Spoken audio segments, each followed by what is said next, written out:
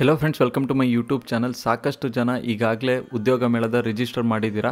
But ಇನ್ನೂ ಕೆಲವರು ಯಾರ್ಯಾರು ಇವತ್ತು ಮಾಡ್ತಾ ಇದ್ದೀರೋ ಅವರು ಕಾಮೆಂಟ್ ಬಾಕ್ಸಲ್ಲಿ ಕಾಮೆಂಟ್ ಆಗ್ತಾ ಇದ್ದೀರಾ, ಬ್ರೋ ರಿಜಿಸ್ಟರ್ ಮಾಡೋಕ್ಕಾಗ್ತಾ ಇಲ್ಲ, ಸರ್ವರ್ ಡೌನ್ ಅಂತ ಇಶ್ಯೂ ಬರ್ತಾ ಇದೆ, ಇಲ್ಲ ವೆಬ್ಸೈಟ್ ಲೋಡ್ ಆಗ್ತಿಲ್ಲ, ತುಂಬ ಸ್ಲೋ ಆಗಿದೆ ವೆಬ್ಸೈಟ್ ಅಂತ.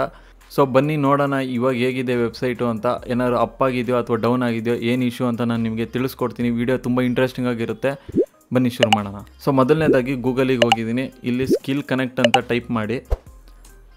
ಸೊ ಅದಾದಮೇಲೆ ಇಲ್ಲಿ ಫಸ್ಟ್ ಲಿಂಕ್ ಕಾಣ್ತಾ ಇದೆಯಲ್ಲ, ಸ್ಕಿಲ್ ಕನೆಕ್ಟ್ ಕೌಶಲ್ಕರ್ ಅಂತ, ಇದ್ರ ಮೇಲೆ ಕ್ಲಿಕ್ ಮಾಡಬೇಕಾಗುತ್ತೆ. ಇದಾದಮೇಲೆ ಸೊ ನೋಡ್ಬೋದು ಈ ಪೇಜ್ ವೆಬ್ಸೈಟ್ ಲೋಡ್ ಆಯಿತು. ಸೊ ಇಲ್ಲೇನು ಪ್ರಾಬ್ಲಮ್ ಇಲ್ಲ. ಇವಾಗ ಉದ್ಯೋಗ ಮೇಳದ ಪೇಜ್ ಓಪನ್ ಆಗುತ್ತೆ ಇಲ್ಲ ಅಂತ ಚೆಕ್ ಮಾಡೋಣ. ಸೊ ಇದ್ರ ಮೇಲೆ ಕ್ಲಿಕ್ ಮಾಡ್ತಾ ಇದ್ದೀನಿ. ಸೊ ನೋಡ್ಬೋದು ಇದು ಏನು ಪ್ರಾಬ್ಲಮ್ ಇಲ್ಲ, ಸರ್ವರ್ ಕ್ಲೀನಾಗಿ ವರ್ಕ್ ಆಗ್ತಾ ಇದೆ, ಸರ್ವರ್ ಕೂಡ ತುಂಬ ಫಾಸ್ಟ್ ಇದೆ. ಸೊ ಇವಾಗ ನೀವೇನಾದ್ರೂ ರಿಜಿಸ್ಟರ್ ಮಾಡಬೇಕು ಅಂದರೆ ಕ್ಯಾಂಡಿಡೇಟ್ ರಿಜಿಸ್ಟ್ರೇಷನಿಗೆ ಕ್ಲಿಕ್ ಮಾಡಬೇಕಾಗುತ್ತೆ.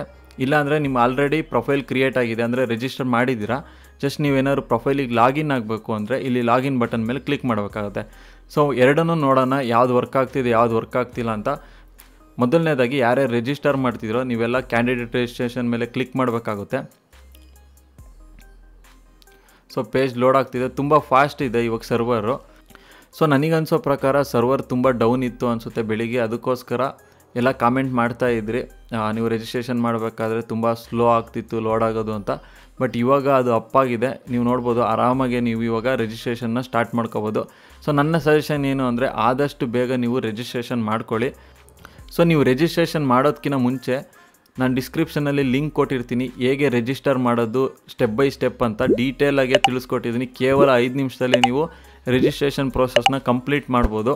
ಸೊ ನೀವು ರಿಜಿಸ್ಟ್ರೇಷನ್ ಮಾಡೋದಕ್ಕಿಂತ ಮುಂಚೆ ಏನು ಮಾಡಬೇಕು ಅಂದರೆ ಈ ವಿಡಿಯೋನ ಕಂಪ್ಲೀಟಾಗಿ ನೋಡಬೇಕು. ಯಾಕಂದರೆ ಇನ್ನೂ ಯಾರ್ಯಾರು ಏನೇನು ಫೇಸ್ ಮಾಡ್ತಾ ಇದ್ದೀರಾ ಅದು ಪ್ರತಿಯೊಂದು ಉತ್ತರನ ನಾನು ಕೊಡ್ತಾ ಹೋಗ್ತೀನಿ.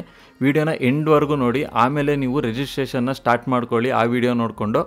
ಸೊ ಇವಾಗ ರಿಜಿಸ್ಟ್ರೇಷನ್ ಫಾರ್ಮ್ ಕರೆಕ್ಟಾಗಿ ವರ್ಕ್ ಆಗ್ತಿದೆ. ಇವಾಗ ನೆಕ್ಸ್ಟ್ ಸ್ಟೆಪ್ ನೋಡೋಣ. ಯಾರು ಆಲ್ರೆಡಿ ರಿಜಿಸ್ಟರ್ ಆಗಿದ್ದಾರೆ ಅವರು ಪ್ರೊಫೈಲಿಗೆ ಲಾಗಿನ್ ಆಗೋಕ್ಕೆ ಟ್ರೈ ಮಾಡ್ತಾ ಇದ್ದಾರೆ, ಅವ್ರ ವೆಬ್ಸೈಟು ಕರೆಕ್ಟಾಗಿದೆಯಾ ಅಥವಾ ಇಲ್ಲ ಅಂತ ಚೆಕ್ ಮಾಡೋಣ.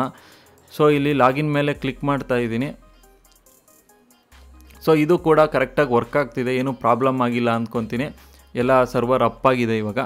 ಮತ್ತು ಸಾಕಷ್ಟು ಜನ ಈ ಥರ ಕೇಳ್ತಾ ಇದ್ದೀರಾ, ಬ್ರೋ ನಾನು ಆಲ್ರೆಡಿ ರಿಜಿಸ್ಟರ್ ಮಾಡಿದ್ದೀನಿ ಬಟ್ ಪಾಸ್ವರ್ಡ್ನ ನಾನು ಮರ್ತೋಗ್ಬಿಟ್ಟಿದ್ದೀನಿ, ಹೇಗೆ ಮತ್ತೆ ರಿಸೆಟ್ ಮಾಡೋದು ಅಂತ. ಸೊ ನೀವು ಏನು ಮಾಡಬೇಕು ಅಂದರೆ ಮೊದಲನೇದಾಗಿ ನೀವು ಪ್ರೊಫೈಲ್ ಕ್ರಿಯೇಟ್ ಮಾಡಬೇಕಾದ್ರೆ ಯಾವುದೇ ಥರ ನೀವು ಪಾಸ್ವರ್ಡ್ ಕೊಟ್ಟಿರಲ್ಲ, ನೀವು ಒಂದು ಸರಿ ಪ್ರೊಫೈಲ್ನ ಕ್ರಿಯೇಟ್ ಮಾಡಿದ ಮೇಲೆ ನಿಮ್ಮ ಮೊಬೈಲಿಗೆ ಒಂದು ಟೆಂಪ್ರವರಿ ಆದ ಪಾಸ್ವರ್ಡ್ ಮೆಸೇಜ್ ಬಂದಿರುತ್ತೆ. ಸೊ ಅದಿದ್ದರೆ ಸಾಕು. ಇಲ್ಲಿ ಜಸ್ಟ್ ನೀವು ಸೈನ್ ಇನ್ ಹತ್ರ ಬಂದುಬಿಟ್ಟು ನಿಮ್ಮ ಇಮೇಲ್ ಐ ಡಿ ಅಥವಾ ಫೋನ್ ನಂಬರ್ನ ಕೊಡಬೇಕು, ಅದ್ರ ಜೊತೆಗೆ ಆ ಟೆಂಪ್ರವರಿ ಪಾಸ್ವರ್ಡ್ನ ನೀವು ಕೊಡಬೇಕು. ಸೊ ಆ ಮೆಸೇಜು ನಿಮಗೆ ಏನಾದ್ರು ಸಿಗಲಿಲ್ಲ ಅಂದರೆ ನೀವೇನು ವರಿ ಮಾಡ್ಕೊಳೋ ಅವಶ್ಯಕತೆ ಇಲ್ಲ. ಜಸ್ಟ್ ನೀವೇನು ಮಾಡಬೇಕು ಅಂದರೆ ಇಲ್ಲಿ ಫರ್ಗೆಟ್ ಪಾಸ್ವರ್ಡ್ ಅಂತ ಇದೆಯಲ್ಲ, ಇದ್ರ ಮೇಲೆ ನೀವು ಕ್ಲಿಕ್ ಮಾಡಬೇಕಾಗುತ್ತೆ. ಕ್ಲಿಕ್ ಮಾಡಿದ ತಕ್ಷಣ ನಿಮಗೆ ನೋಡ್ಬೋದು ಇಲ್ಲಿ ಇಮೇಲು ಅಥವಾ ಫೋನ್ ನಂಬರ್ನ ನೀವು ಕೊಡಬೇಕು. ಕೊಟ್ಟ ಮೇಲೆ ನಿಮಗೆ OTP ಬರುತ್ತೆ, ಅಲ್ಲಿ OTP ನಿಮ್ಮ ಮೊಬೈಲಿಗೆ ಬರುತ್ತೆ. ಆವಾಗ ನೀವು OTP ಎಂಟರ್ ಮಾಡಿದ್ದಾದ್ಮೇಲೆ ನಿಮಗೆ ಕ್ರಿಯೇಟ್ ನ್ಯೂ ಪಾಸ್ವರ್ಡ್ ಅಂತ ಬರುತ್ತೆ. ಆ ಥರ ನೀವು ಪಾಸ್ವರ್ಡ್ ಸೆಟ್ ಮಾಡ್ಕೊಂಬಿಟ್ಟು ಮತ್ತೆ ನೀವು ಆರಾಮಾಗೆ ಲಾಗಿನ್ ಆಗ್ಬೋದು. 4ನೇ ಇಶ್ಯೂ ಈ ಥರ ಕೇಳ್ತಾ ಇದ್ದೀರಾ, ಬ್ರೋ ಪ್ರೊಫೈಲಲ್ಲಿ 300ಕ್ಕೂ ಹೆಚ್ಚು ಕಂಪ್ನಿ ತೋರಿಸ್ತಾ ಇದೆ, ಬಟ್ ಎಷ್ಟು ನಾವು ಕಂಪ್ನಿಗೆ ಅಪ್ಲೈ ಮಾಡೋದು ಅಂತ ನೀವು ಕೇಳ್ತಾ ಇದ್ದೀರಾ. ಸೊ ಆ ಪ್ರೊಫೈಲಲ್ಲಿ ಇವಾಗ ಕ್ಲಿಯರಾಗಿ ಅವರು ಡಿಸ್ಪ್ಲೇ ಮಾಡಿದ್ದಾರೆ, ಮ್ಯಾಕ್ಸಿಮಮ್ ನೀವು 5 ಕಂಪ್ನಿಗೆ ಮಾತ್ರ ಅಪ್ಲೈ ಮಾಡಬೇಕು ಅಂತ. ಇನ್ನೊಂದು ಇಂಪಾರ್ಟೆಂಟ್ ವಿಚಾರ ಏನು ಅಂದರೆ ನೀವು ಅಪ್ಲೈ ಮಾಡೋದಕ್ಕಿಂತ ಮುಂಚೆ ನಾನು ಕೊಡೋ ಇನ್ಸ್ಟ್ರಕ್ಷನ್ನ ದಯವಿಟ್ಟು ಫಾಲೋ ಮಾಡಿ. ಸೊ ಇಲ್ಲಿ ಏನಾಗಿದೆ ಅಂದರೆ 300 ಕಂಪ್ನಿ ಇದ್ದಾವೆ, ನಿಮಗೆ ಕನ್ಫ್ಯೂಸ್ ಆಗುತ್ತೆ ಯಾವ ಕಂಪ್ನಿಗೆ ನಾವು ಜಾಯಿನ್ ಆಗಬೇಕು, ಅಪ್ಲೈ ಮಾಡಬೇಕು ಇಂಟರ್ವ್ಯೂಗೆ ಅಂತ. ಸೊ ನನ್ನ ಸಜೆಷನ್ ಏನು ಅಂದರೆ ಮೊದಲನೇದಾಗಿ ಫಸ್ಟು ಅಲ್ಲಿ ಫಿಲ್ಟರ್ ಸೆಕ್ಷನ್ ಅಂತ ಇರುತ್ತಲ್ಲ, ಅಲ್ಲಿ ನೀವೇನು ಮಾಡಬೇಕು ಅಂದರೆ ಇವಾಗ ಎಕ್ಸಾಂಪಲ್ ನೀವೇನಾದ್ರು ಇಂಜಿನಿಯರಿಂಗ್ ಕಂಪ್ಲೀಟ್ ಮಾಡಿದರೆ ಅಲ್ಲಿ BE ಅಂತ ಟೈಪ್ ಮಾಡಿ, ಅವಾಗ BE ರಿಲೇಟೆಡ್ ಜಾಬ್ಸ್ ಬರುತ್ತೆ. ಆಮೇಲೆ ನೀವೇನು ಮಾಡಬೇಕು ಅಂದರೆ ಪ್ರತಿಯೊಂದು ಕಂಪ್ನಿದನ್ನು ಕ್ಲಿಕ್ ಮಾಡಿದರೆ ಅಲ್ಲಿ ಜಾಬ್ ಡಿಸ್ಕ್ರಿಪ್ಷನ್ ಅಂತ ಇರುತ್ತೆ. ಫಸ್ಟು ಜಾಬ್ ಡಿಸ್ಕ್ರಿಪ್ಷನ್ನ ನೀವು ಕ್ಲೀನಾಗಿ ಓದಬೇಕು. ಏನಕ್ಕೆ ಅಂದರೆ ಸೊ ಕೆಲವೊಂದು ಜಾಬ್ ಇಲ್ಲಿ ಏನಾಗಿದೆ ಅಂದರೆ ಅವರು ರಿಕ್ವೈರ್ಮೆಂಟು ಎಕ್ಸ್ಪೀರಿಯನ್ಸ್ ಕ್ಯಾಂಡಿಡೇಟ್ಸಿಗೆ ಕರ್ಕೊತೀವಿ ಅಂತ ಅಲ್ಲಿ ಕ್ಲಿಯರಾಗಿ ಕೊಟ್ಟಿರ್ತಾರೆ. ಬಟ್ ನೀವು ಫ್ರೆಷರ್ಸ್ ಆಗಿದ್ದು ನೀವೇನಾದ್ರು ಅಪ್ಲೈ ಮಾಡಿದ್ರಿ ಅಂದರೆ ಡೈರೆಕ್ಟಾಗಿ ನಿಮ್ಮನ್ನು ರಿಜೆಕ್ಟ್ ಮಾಡ್ತಾರೆ. ಸೊ ಆವಾಗ ನಿಮಗಿರೋದೇ 5 ಚಾನ್ಸಸ್ ಇರುತ್ತೆ, ಅದರಲ್ಲಿ ಒಂದು ಚಾನ್ಸು ಕಳ್ಕೊಳಂಗಾಗುತ್ತೆ. ಸೊ ಆದಷ್ಟು ನೀವು ಕ್ಲೀನಾಗಿ ಪ್ರತಿಯೊಂದು ಕಂಪ್ನಿದೂ ಕೂತ್ಕೊಂಡು ರೆಫರ್ ಮಾಡಿಬಿಟ್ಟು, ಅಂದರೆ ಜಾಬ್ ಡಿಸ್ಕ್ರಿಪ್ಷನ್ ಎಲ್ಲ ನೋಡಿಬಿಟ್ಟು ನಿಮ್ಮ ಸ್ಕಿಲ್ಸಿಗೆ ಸೆಟ್ ಆಗುತ್ತೋ ಇಲ್ವೋ ಅಂತ ನೀವು ಕ್ಲೀನಾಗಿ ನೋಡ್ಕೊಂಬಿಟ್ಟು ಆಮೇಲೆ ನೀವು ಅಪ್ಲೈ ಮಾಡಬೇಕಾಗುತ್ತೆ. ಇನ್ನೊಂದು ಇಶ್ಯೂ ಏನಾಗುತ್ತೆ ಅಂದರೆ, ಸೊ ನೀವೇನಾದರೂ ಎಕ್ಸ್ಪೀರಿಯನ್ಸ್ ಕ್ಯಾಂಡಿಡೇಟ್ಸ್ ಇತ್ತು ಅಂದರೆ ನೀವು ಜಾವಾ ಪ್ರೋಗ್ರಾಮಿಂಗ್ ಅಥವಾ ಪೈಥಾನಲ್ಲಿ ನೀವು ಚೆನ್ನಾಗಿರ್ತೀರ ಅಂದ್ಕೊಳ್ಳಿ.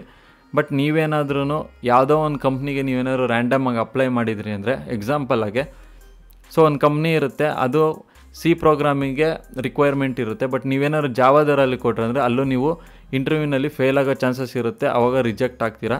ಸೊ ಇವನ್ನೆಲ್ಲ ನೀವು ಚಿಕ್ಕದು ಇನ್ಫಾರ್ಮೇಷನ್ನು ನೀವು ನೆನ್ಪಿಟ್ಕೊಂಡು ನೀವು ಅಪ್ಲೈ ಮಾಡಬೇಕು ಸ್ಮಾರ್ಟಾಗಿ.